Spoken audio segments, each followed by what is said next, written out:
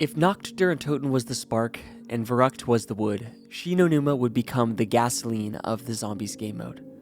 What started as a bare-bones survival mode in Nacht, with additional replayability mechanics added in Verrückt, was now starting to grow its own storyline. Shi No Numa was the birthplace of the Aether story, and while it wasn't as innovative as Derice was, it should still be held in extremely high regard. So let's take a look at how Shi No Numa transformed a survival mode into a game with its own identity. I'm currently doing a series on a map analysis for every Zombies map starting in World at War all the way through Black Ops 6, and if you'd like to follow along, please consider subscribing.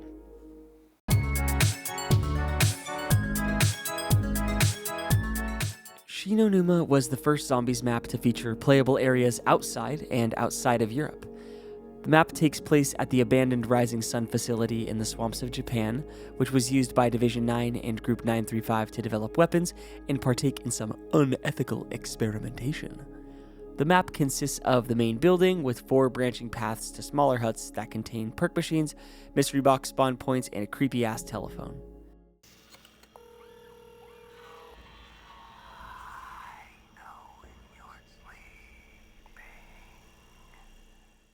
One hut in particular, the Doctor's Quarter, even has a cool little zipline that you can take to traverse the swampy terrain a bit easier. But why did Division 9 choose this location out of all the options? What makes this swamp so special? Well, that would be because you have a massive meteor with a large deposit of 115 sitting right outside. Division 9 was using the newly discovered element 115 to conduct experimentation and create the wonder weapon that was introduced on this map. But where did this meteor come from? If you no-clip out of the map, it leads you to find this hidden chalk writing on the wall that says Tunguska. When looking up Tunguska, it shows a real-life event that occurred on June 30th, 1908, where a meteor airburst flattened 2,150 square kilometers in Siberia. The commonly held belief in the game is that this meteor piece was a small chunk from the much larger Tunguska meteor, and once the Japanese Imperial Army discovered it, they created Division 9 to build the Rising Sun facility and study the newly discovered element 115. Inside the main building, there is a radio that, when interacted, plays this. R-4808N 371406 115 48 40. I hope you're receiving this transmission, Peter. If you are not, then all is already lost. You must know by now that we failed to contain the asylum, and that we had to move the experiment here. Application. The numbers will guide you. The giant must remain at all costs. Repeat, Derice must remain safe at all costs. The DG-2 experiments continue. Might be our only advantage now. Find Dr. Max's. Only they may know what's going on. The use of 115 is dangerous at best. I'm not sure how long we can continue here. We've lost most of our best people. I hope you get this. I hope it hasn't happened there too. But I'm almost out of hope. 6054 06.96 101 55 44.94. The numbers at the end of the radio message are coordinates to Area 51 as well as the Tunguska event in real life. The radio transmission also gave the player a hint about the next map to come and references to the previous map. The person speaking on the radio, who we later came to know as Cornelius Purnell, is talking to Peter McCain, the hanging body in the spawn area, reinforcing that Verrückt containment has been lost and they have moved experimentation to the Rising Sun facility. They also state that Derice must be contained. Lastly, he lets Peter know that the use of element 115 will lead to calamity if use is continued. Yet, as we now know, they definitely still use that.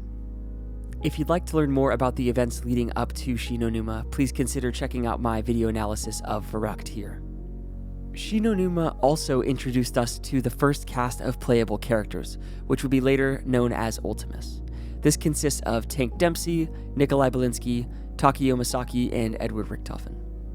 These characters had individual character bios that could be accessed in the main menu, dedicated voice lines, and would be utilized throughout the entire Aether storyline all the way through Black Ops 4. There's even a cool little Easter egg in the World at War character bios, where if you take the first letter from each sentence and put it together, it states, "The Doctor wants the ultimate power, bastard." This is where I feel the Zombies lore was presented to the players best. It wasn't explicitly shown or told to us. We had to dig deep, we had to theorize, we had to use our imagination to bridge the gaps in information presented to us. This methodology of storytelling is what's used by the Dark Souls series and why I feel like the story is so incredible. Very little is actually given to the player.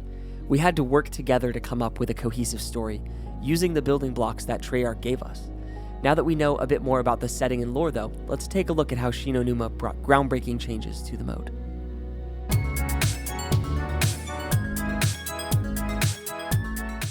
Shi No Numa, akin to Verrückt, brought new features to the mode that are still being utilized to this day. The first huge innovation to the mode was the introduction of the Wonder Weapon, the Wunderwaffe DG-2. This was actually the first Wonder Weapon added to the mode, as the ray gun was launched with Nocturne Toten and was continued in Verrückt. The Wunderwaffe shoots electricity combined with element 115 to zap zombies, with the shots being able to chain to up to 10 zombies. The Wunderwaffe is one of my favorite Wonder Weapons of all time, even though it's definitely not the best. It's so incredibly fun to use, looks cool as hell, and makes me feel like I am somewhat good at the game, which I am absolutely not. The second innovation to the mode was the introduction of boss rounds, the Hellhounds.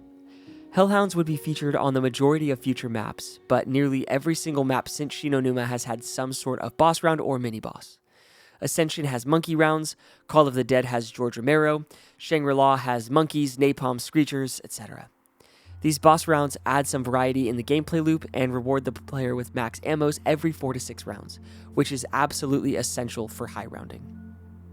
The third innovation was the introduction of the 4 characters, which we have already discussed, but still super important to mention.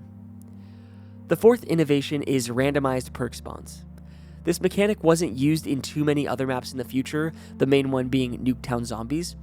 However, every time you open up one of the 4 huts, a perk machine will randomly spawn there. This freshens up the gameplay loop, as you really can't rely on the same opening strategy for every game to yield the same perks. You also can't possibly know where Juggernog is going to spawn every time, so it kind of puts you in a pinch. The fifth and final innovation on the map is the introduction of the Flogger, a unique trap that utilizes big spiky logs to spin at Mach and send zombies absolutely flying. The trap is utilized to either be a saving grace or to get to rounds into the thousands. Another thing to note about the Flogger is that this trap actually doesn't damage the player if running through it, whereas the electric traps do damage you if running under them.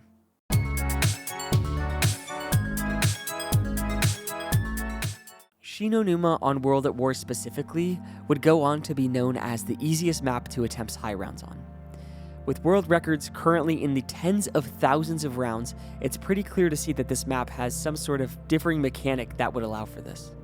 For some insight, Derice has a high round record of 194 currently. The insane ability to get to extreme rounds on Shi No Numa is caused by a round cap of 24 zombies per round, as well as no spawn cap. This means that when training in the large area by the Flogger, you can keep training until you stack all 24 zombies for the round, and either take them out with the Wunderwaffe or the Flogger to clear the round in about 30 seconds. For this reason, Shi No Numa is known as the gateway drug to high rounding. Prior to Shi No Numa, the main strategy being utilized was camping, which is fun to do when you're just starting out, but getting past round 20 to 30, it really just doesn't become viable anymore. However, Shi No Numa was also the first map that put training into the mainstream, and for that, this map is pretty darn important for the future of zombies.